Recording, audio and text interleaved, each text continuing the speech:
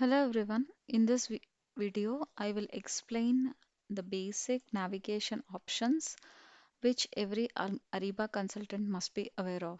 So, always remember when you join a project, you should be requesting what are the URLs, username, and password of your Ariba instance.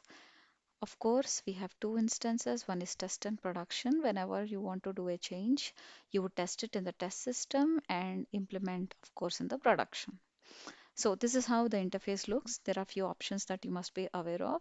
So here on the top, you would see something called home, sourcing, supply management, under more as well. You see a lot of options. These options might differ based on the permissions you have. And of course, this is a search indicator or search box. Let me put it this way.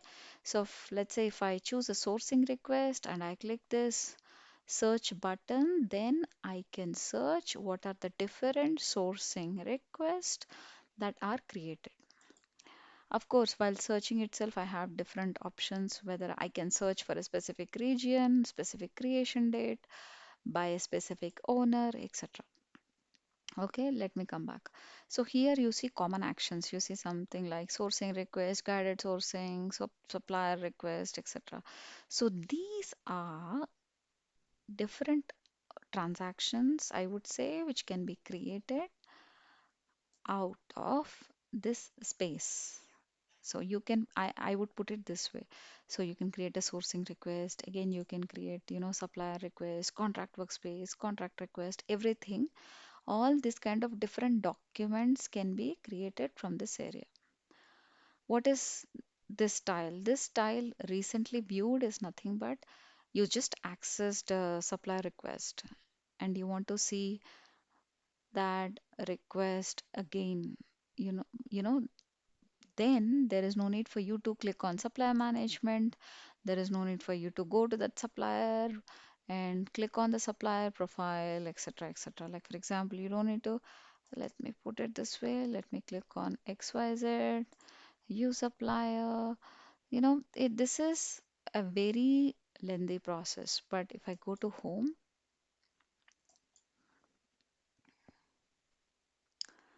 let's wait as system is processing. Okay, so now let me go to home.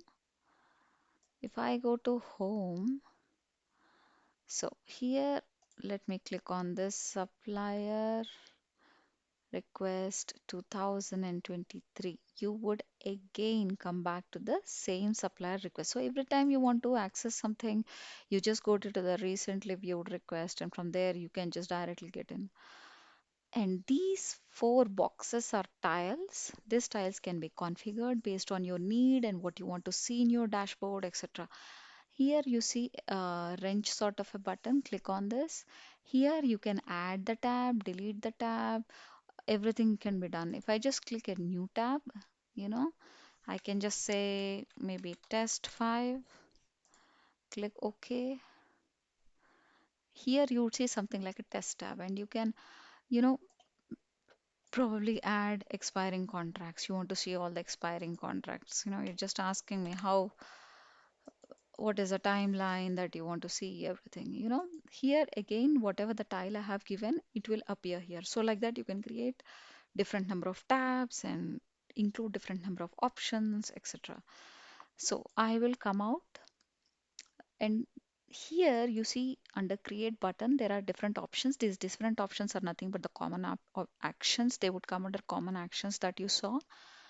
And here, very important button, if your environment has a multi-tier architecture, there can be a parent, there can be a child. Okay, you might not see it because I am okay.